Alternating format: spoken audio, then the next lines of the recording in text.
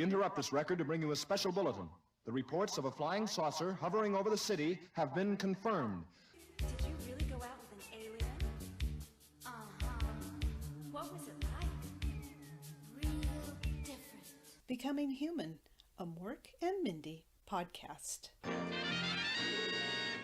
Hello, listeners. This is Paula Schaffner with episode 74, Mama Mork, Papa Mindy. This first aired on November 5th, 1981. The IMDb synopsis is, the newborn Mirth seems to show more affection for Mork than for Mindy. This was the first of 4 Mork and Mindy episodes directed by Frank Buxton, who has only a few directing credits from 1969 to 87, although that does include 3 early Happy Days episodes. It was the middle of 7 scripts written by Wendy Couch, and the third of 6 for her writing partner, George Zadislow. The Jonathan Winters special guest star credit has been moved to the opening after the credit for Conrad Janis. There's a sunny exterior of the house with flowers blooming. Mindy enters in the bedroom in the same outfit from the previous episode with the orange blouse and the brown slacks. There's prolonged applause. To herself, she says, I don't believe it. Our baby is a full-grown man. So in case you hadn't seen the previous episode, that would clue you in, and there will definitely be more about that. She says, things like this just don't happen in the Midwest. And I said to the DVD, Colorado isn't the Midwest. So apparently it's not just a thing that Mork thinks she's Midwestern. Everybody thinks she's Midwestern. Maybe this takes place not on Earth as we know it, not in the U.S. as we know it.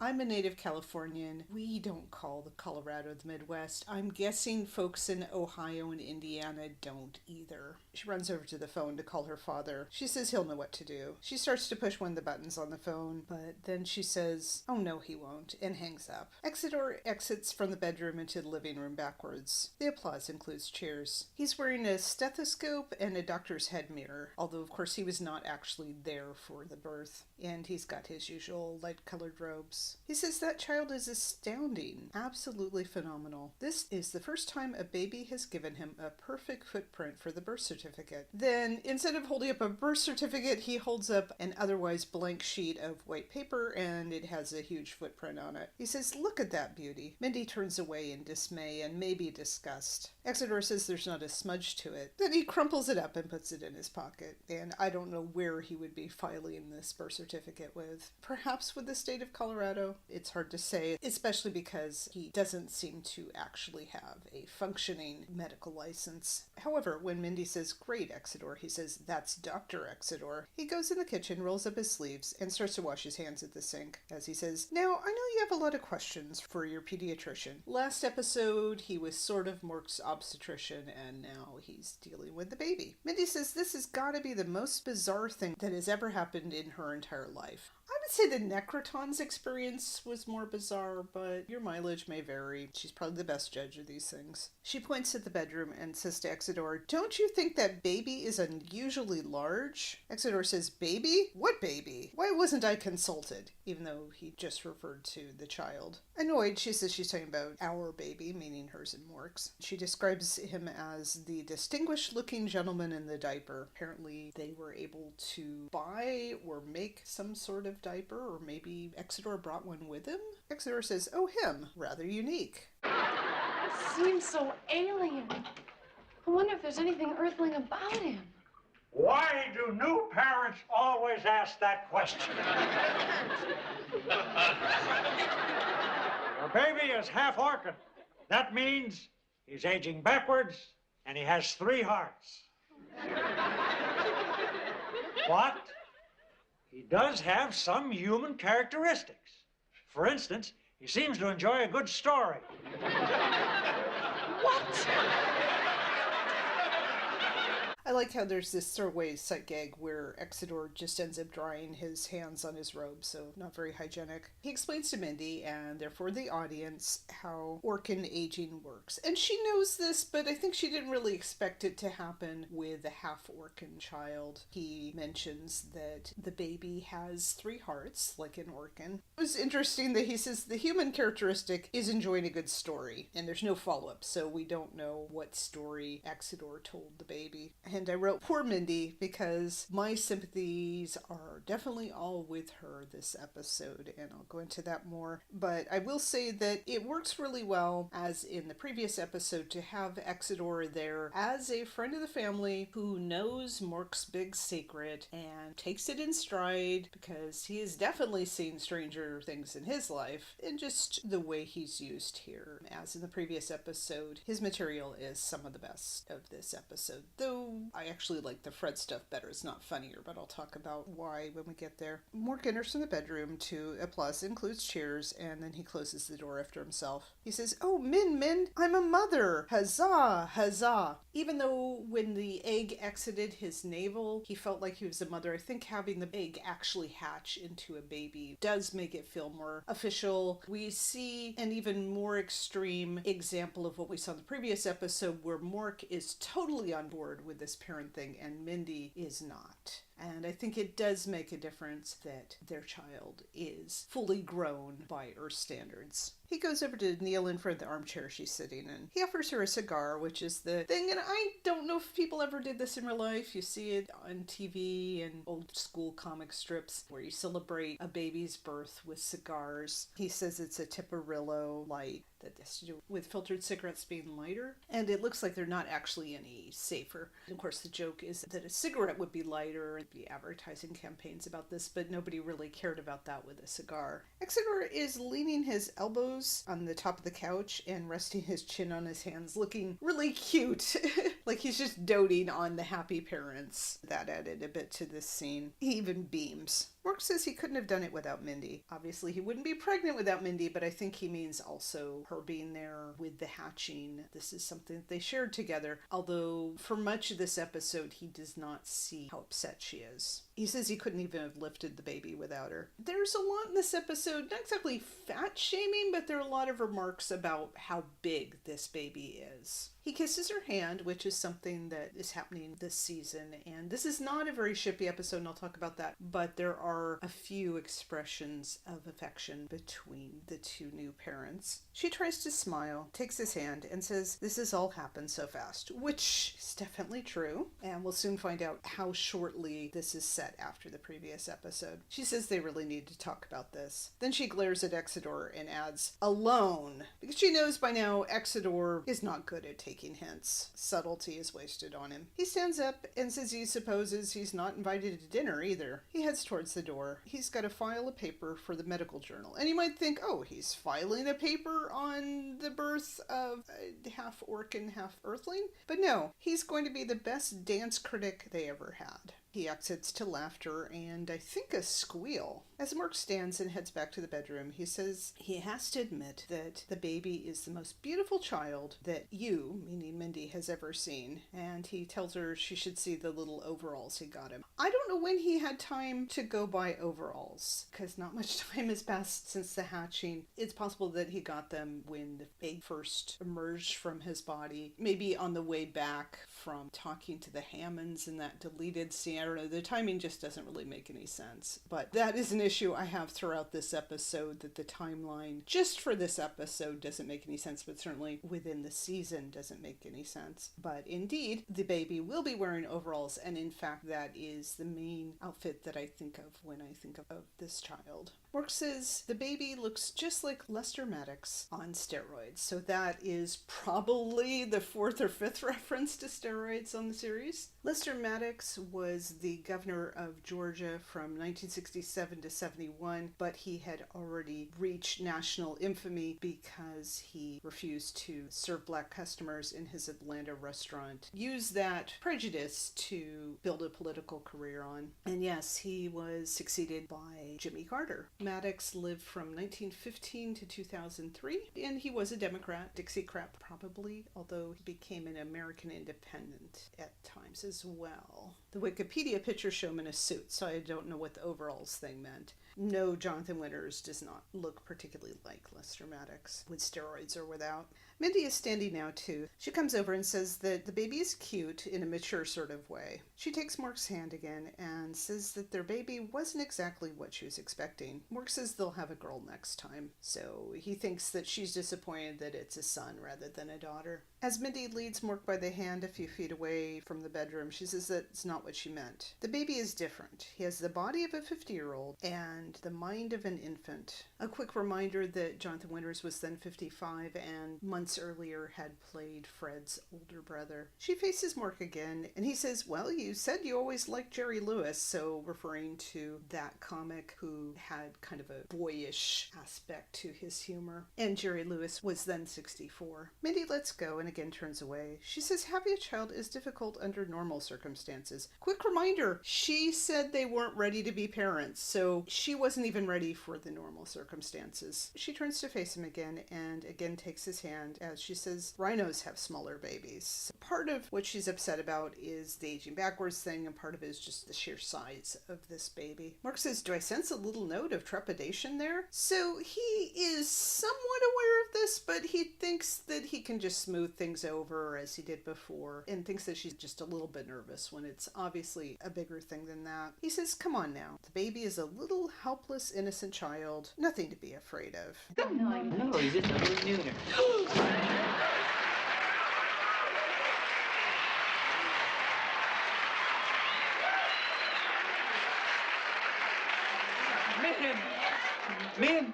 Mindy can walk! Mork, he can destroy. Isn't it amazing? Isn't he magnificent? I mean, whoever stood after being only an hour old? Black Beauty. There we go. Come to Mama. Come on. There we go. The one for baby news. One photo. There we go. There's one. There we go. One for Parents World. There we go. Now, little another one. There we go. Oh, there we go. Yeah, there we go. And Playboy. One for Playboy. There we go. Oh. That's it. Okay. After Dark. One for After Dark.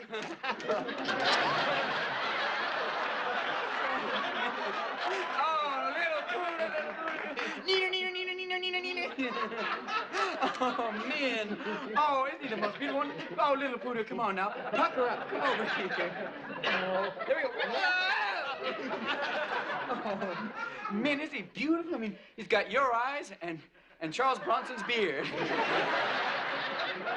As on the earlier episode, Mork calls the baby Nooter, Nooter. There is, of course, enthusiastic applause for the baby's entrance. Jonathan Winters is really hamming it up. At this point, the baby is sort of like a 1-year-old. He's just learning to walk. He can't really talk too much. He's more of a baby than a toddler. He is only an hour old. So that's why I was wondering, like, when did Mork run out and buy overalls? But maybe Exodus showed up. Mork went to the store real quickly. I don't know. And they also must have somehow gotten something to serve as diapers. When Mork says that the baby can walk, Mindy says the baby can destroy because he's knocked down their door. That's scary in itself. There's a reference to the horse from children's literature, Black Beauty. We have the thing of Mork taking baby pictures and pretending that these are for various magazines, but then it goes from baby news to Playboy and After Dark. Playboy, of course, you all know. After Dark sounds like it's also going to be softcore porn, but it looks like it was actually an entertainment magazine more focused on the stage than movies and television. Nonetheless, these are odd magazines to mention to your very young child. I thought it was interesting that Mork also calls the baby Little Pooter because one of his nicknames for Mindy recently is Pooter, so now the baby is Little Pooter. We can see Mindy's fear and discomfort. There's a reference to Charles Bronson. I don't remember him having a beard. And in fact, the baby doesn't have a beard either, but maybe they mean like 5 o'clock shadow or something. As they're on the couch, Mork says to make nice, and I think he's talking to the baby. Mindy says hi and tells the baby, I'm your father. So as in the previous episode when the baby was still in the egg, she is trying to accept her role as the father, although still not totally comfortable with it. Mork takes a picture of them. He says he thought of a name for the baby. And in the previous episode, she gave a serious answer when she thought it might be a girl, and he gave kind of joke answers. This time he says it would be a combination of Mork, Mindy, and Earth, which equals mirth. Mearth. We had already seen that name on the closing credits of the previous episode. At the time, when I was 13, I thought, hey, that's pretty cool. And mirth with an I has to do with joy and amusement, and so that was really nice. Now it just seems kind of odd to me because there's only one M in mirth. If it was mirth, then okay.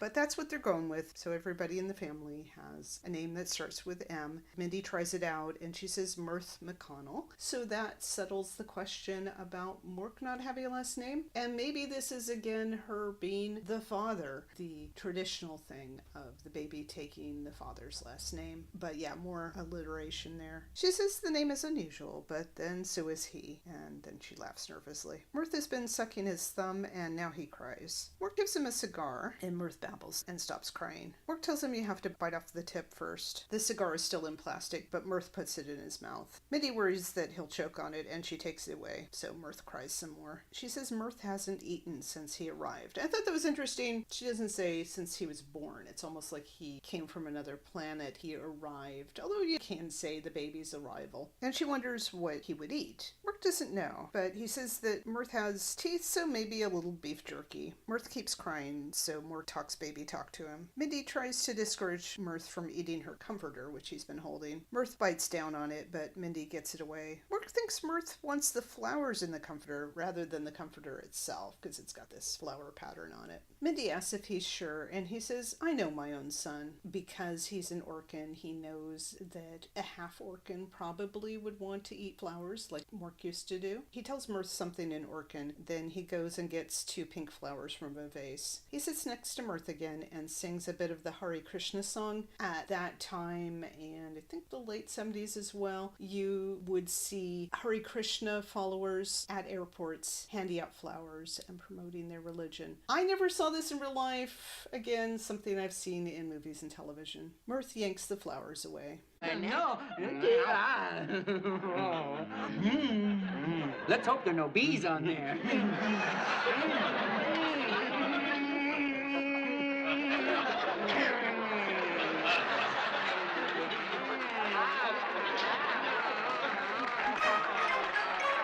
My note is unfunny shtick, although clearly RW delighting in this. And I don't mean it's painfully unfunny. It just wasn't funny to me, the thing of, oh, there might be a bee in there, and then them acting this out and possibly improvising it, or they improvised it earlier during rehearsal. It just doesn't land for me. I'll talk about this as we get deeper into season 4. I just don't find Jonathan Winters that funny. Again, not painful, it's just kind of there. And yeah, Robin Williams worshipped him, so I'm always watching these things thinking, this must have been fun for Robin, and I'm glad he had that, because there was a lot of stress in his life, and so here was his idol that he got to work with. But as an audience member, and as somebody who had different expectations from Mork and Mindy, it's kind of like filler to me at best. Not as annoying as Glenda Faye sometimes got to be, but I could do without it. I also wrote, Mindy's expression is me.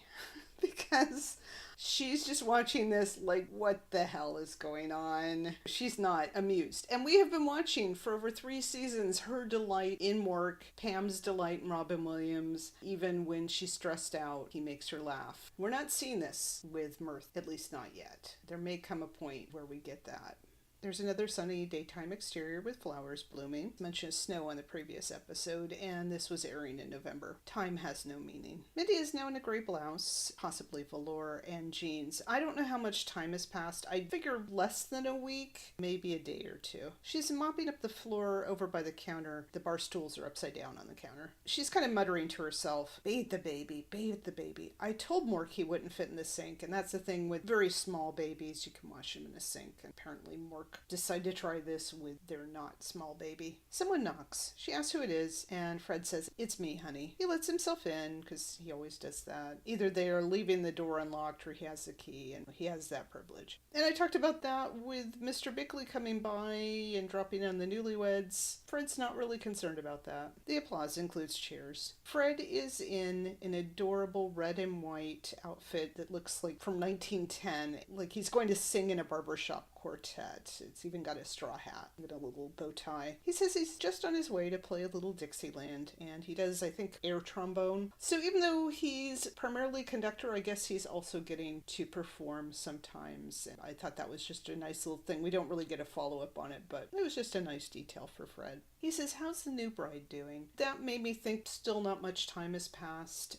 Although he had his reservations about the wedding, he has come around on it somewhat, and this is just him conveying that and teasing a little bit. She says, oh great, and laughs nervously. There's a lot with her laughing nervously in this episode, and I certainly don't blame her for that. He notices a white object that's also sitting on the counter. He says it's an interesting piece of sculpture and wonders if it's a wedding gift. He turns it over, and we can see it's a bit of Mirth's eggshell. She says it's not a present. Actually, it's a piece of a great big eggshell. And he says, what was in it? A Buick? She says, close. She says there's no putting this off any longer. She sets down her mop and bucket and says she's got something to tell him. She takes down a bar stool and says he'd better take this sitting down. And there's sort of a callback with this later where Fred tells someone to sit down. He says, okay, honey, fire away. And he sits. She wonders how she should put this. Remember when I was 11 and you told me where babies came from? Yes? You lied. Well, now, Mindy, I may have glossed over a few major details, but I never lied. Right. That's true. We've always been truthful with each other, so I'm just going to lay this right out. See, for some strange orkin reason, Mork got pregnant, laid an egg, and now we're parents. Boy, I'm glad that's over. Are you trying to tell me that I'm the grandfather of a chicken? No. It's a baby. It's a 6 foot, 225-pound, middle-aged baby named Mirth. Are you serious? Now, Dad, don't fall apart on me. You're the only one I can talk to about this. Are you serious? I know it's a shock. It was for me, too. I mean, where am I going to find size 46 Pampers? Where is he? Mork took him to the park for lunch. They're grazing in a flower bed.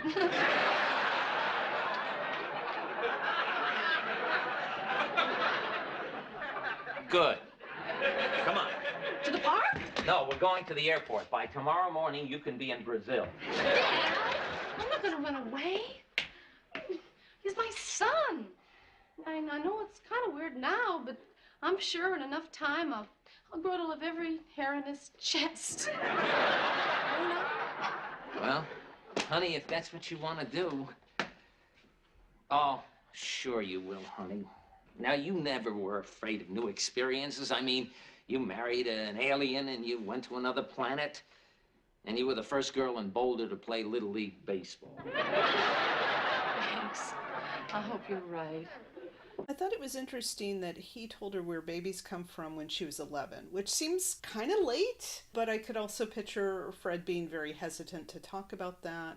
And I thought it was interesting that he didn't just have Cora tell her. Whatever he said, he left out some details, but he didn't lie. She says they've always been truthful with each other, which for the most part is true. One of the earliest conflicts on the series was that he thought she was deceiving him about her new male roommate. She told him the truth, and the truth didn't sound like the truth, and so they worked that through. She has tried to share what she can with him and be direct with him, but they do leave things out. When he married Kathy, he didn't really lead up to it. She did not make that call that we saw her thinking about at the beginning of this episode. She let it go because she didn't know how to say this, and then when she finally tells him, it's all in one sentence. She just has to get this out. Fred, of course, hears egg and thinks of chickens. Mindy describes Mirth as 6 feet tall, 225 pounds, and middle-aged. According to the internet, he was 6 feet 1 and 187 pounds, but that seems off. Another source says he was 5'10", but yeah, somewhere around there. Mindy says that Fred is the only one that she can talk to about this, which is true. She did talk to Exedor about this, but he obviously is not going to present a sensible and logical viewpoint. Mork doesn't understand her reservations. She says that Mork and Mirth are having having lunch in the park. They're grazing in the flower bed. You would think that they would get arrested for this, but we've had things of Mork going to the park and doing strange things before, so maybe at this point the Boulder police just look the other way. Fred suggests that Mindy book a flight to Brazil, and I was Team Fred this time. I mean, when he tried to talk her out of the marriage, it's like, no, I want them to get married, but now it's like, you know what? This is just so weird, and there were times in this episode where it's like, I'm just going to pretend that Mindy is in a horror movie to get through this.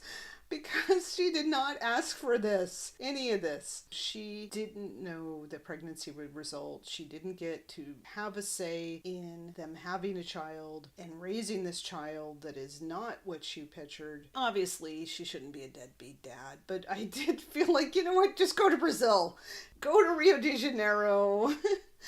Go to Rio. But she's not that kind of person. She's not going to run out. She's hesitant, but she mostly just wants to stay and figure out how to make this work. And yet we will see that she becomes kind of neglectful, but we'll get to that. She says that she'll eventually learn to love every hair on Mirth's chest, and I talked about that in the previous episode, that Mirth had apparently inherited his mommy's hairy chest. And by the way, they don't say Mama and Papa in this episode, but for whatever reason, it's Mama Mork, Papa Mindy, rather than Mommy Mork, Daddy Mindy. Fred kind of sums up what this season has been so far and what Mindy has already done. She married an alien and she went to another planet. And he also mentions that she was the first girl in Boulder to play Little League Baseball. So I thought that was interesting. We're getting a little bit of biographical information about Mindy's childhood here. And this, again, supports the side of her that is athletic and feminist. So I thought that was cool. But it also shows that she's the kind of person who is adventurous and tries not to let what other people say stop her from doing what she wants. Mindy knows how crazy this all sounds. I like that he is trying to support her. First, he wants to protect her, and we've, of course, seen that protective side of Fred over the years, but he also will support her difficult decisions. Mork opens the front door and tells Mirth that he has to realize that most squirrels don't normally fly like that. So again, off-screen abuse of animals. We don't know exactly what happened to that poor squirrel, and I assume it's not like a flying squirrel like Rocky. Mirth has his jacket on, and he's still got the overalls, and he's holding a balloon that's shaped like a redfish. Fred sees him and his jaw drops, and he does a double take. He tells Mindy, my God, it is true. Mork tells Mirth to say hi to Grandpops, because Mork calls Fred Pops, so his son would call him Grandpops. He says, there we go. And then he says, say hi, Grandpa, and he goes neener neener. Mirth toddles over to Fred with outstretched arms. Fred looks wary, possibly scared. Mirth hugs Fred, who says, quick, Mindy, call Air Brazil. I don't know if that's actually a real airline. There is one called Brazilian Airlines, but we get the joke.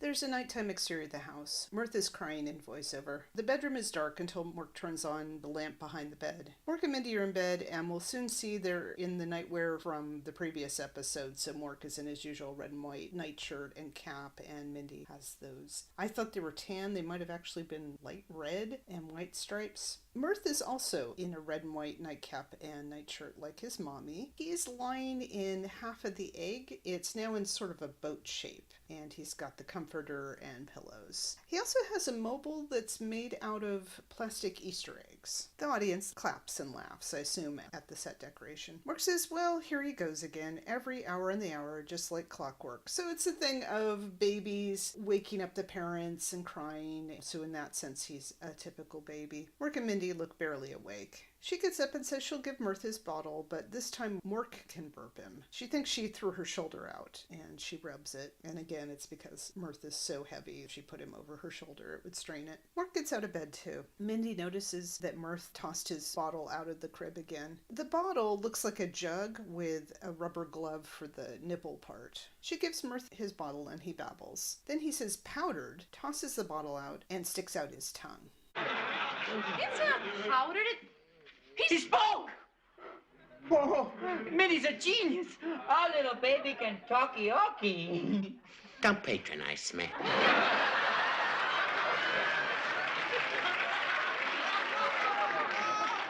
Where did he learn such big words? Well, William F. Buckley was hosting the Muppets this evening.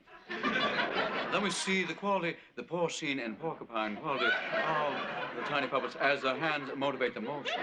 Here, watch Daddy. Mirth, what's Daddy bouncing on? What is it? Tush.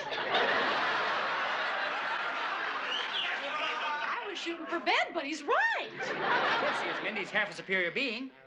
Well, all right. And who are you? Who are you? Mirth. And who am I? Mommy. Min, I feel just like Anne Bancroft in The Miracle Worker. And now the big question. No pressure, though. Who's this? Shoot. Shoo. Isn't that wonderful, Min? His first non sequitur. He called me Shoo. Funny you don't look shoeish. We see Mindy's shock and Mork's delight that Mirth can talk. And he was babbling before, but this is his first word. And somehow he thinks that the milk tastes like powdered milk. His first full sentence is, "Don't patronize me," after Mork does baby talk at him. So Mork could get away with the baby talk earlier in the day or earlier in the week, but now Mirth has outgrown it. And he is moving from being an infant into being a toddler, as we will see. It's implied that Mirth developed some of this vocabulary watching William F. Buckley hosting the Muppets, and of course Mork does a Buckley imitation. Mindy tries to get him to say the word bed, but he says tush. Mork describes Mirth as half of a superior being, and that just really stuck in my craw. After all this time, Mork still thinks that Orkans are superior, and apparently without irony. So has he married beneath him to an inferior being? There could have been a different way to phrase that. Mirth is able to say his own name, and he calls Mork Mommy. Mork feels like Anne Bancroft in The Miracle Worker, which of course is the famous stage play and musical with Patty Duke playing Helen Keller. Mirth calls Mindy Shoo. She's really hurt by this. Mork is further delayed because this is Mirth's first non sequitur, like it's absurd humor or something. We get the joke, "That's funny, you don't look Shoeish," and this is something that, like in Magazine and sitcoms and so on, and I don't think we hear this as much, but the original was, "Funny, you don't look Jewish," and so you would get all these puns and spins on it. And it wasn't meant anti-Semitically. For all I know, it was created by Jewish comics. I'm not sure the original origin. Mork calls Mirth his little whiz kid. Mork tries to get Mirth to say daddy, but Mirth says tired, buenas noches. Mork gets back in bed and tells Mindy that Mirth is bilingual, which, considering how many languages Mork knows, is a good start. Mindy says, "Great, he's bilingual. You're mommy and I'm Shoo." So she wishes that their child of just a few days old had mastered English enough to call her daddy. A little less sympathetic to her there, but I can still see it does hurt. Mork tells her not to worry about it because Mirth still loves her. Besides, he'll be up again in another hour and they can try again because of course he's just going to keep waking up crying on the hour. Mork kisses her on the side of the head and says goodnight, and she tells him goodnight. Then Mork tells Mirth goodnight, and Mirth is reaching up towards his mobile. And that was actually one of the few touches I did like with Jonathan Winters, that he's acting like a baby and being fascinated by the mobile hanging over his head. Mork turns off the light. Mindy quietly tells Mork that now that Mirth is talking, they're going to have to be careful that no one finds out that he's an A-L-I-E-N. She's doing the thing of parents spelling out words so that kids won't figure them out, although of course kids always get more suspicious. And again, not so much something in real life, but something that you'd see in comic strips and sitcoms. I guess the fear here is that Mirth will figure out he's an alien or say something that will indicate that he is an alien, and that will make people suspicious. And we knew that she had these fears in the previous episode about what their half-alien child would go through. And then Mirth pushes Mindy out of bed because he wants to cuddle. Mork, who's turned on the light, says that Mirth is a little scared because they saw The Shining today. The Shining actually came out in May of 1980, but maybe this wasn't a first-run theater, or maybe Mork and Mindy have cable. I still haven't seen The Shining, but I knew that the talking finger thing was a reference to that. Then Mork says that there's not room for the three of them in this bed, and I talked a little bit about the size of the bed being kind of small for two people, but not so bad for honeymooners. Now, of course, they have a large child who gets scared and wants to cuddle with his parents. Mork offers to go sleep on the couch. As I was watching this the second time through, taking notes, I thought, why doesn't Mork just sleep in the egg and then Mindy can cuddle with Mirth, or Mindy could sleep in the egg and Mork could cuddle with Mirth? Why does somebody have to sleep on the couch? And for that matter, what happened to Mark's bedroom upstairs? They still have the attic. They could use that. Mirth might be a little bit young to put him up there. There are other possibilities. It's not like their apartment is a studio. Mindy says that she'll be more comfortable on the couch. So she's not even that comfortable with their child. She certainly doesn't want to cuddle with him. She lightly kisses Mark, and they say goodnight. When she says night, Mirth, he replies, night, Shoo. So he's just decided this is her name. She's Shoo. She looks disappointed, turns out the light, and slowly heads out. Next time on Becoming Human. Oh, Pop should be so proud of her. She's the perfect American father. She comes home late, never plays with the kids, and brings in the paycheck. And Mark, I don't think you understand what a good father is. You see, good fathers want to be there as much as they can be. Oh. It's wonderful to watch your children grow up, and it's wrong that she's missing it. I got here as fast as I could. Look, what are you doing here? And why is Mirth up so late? Oh,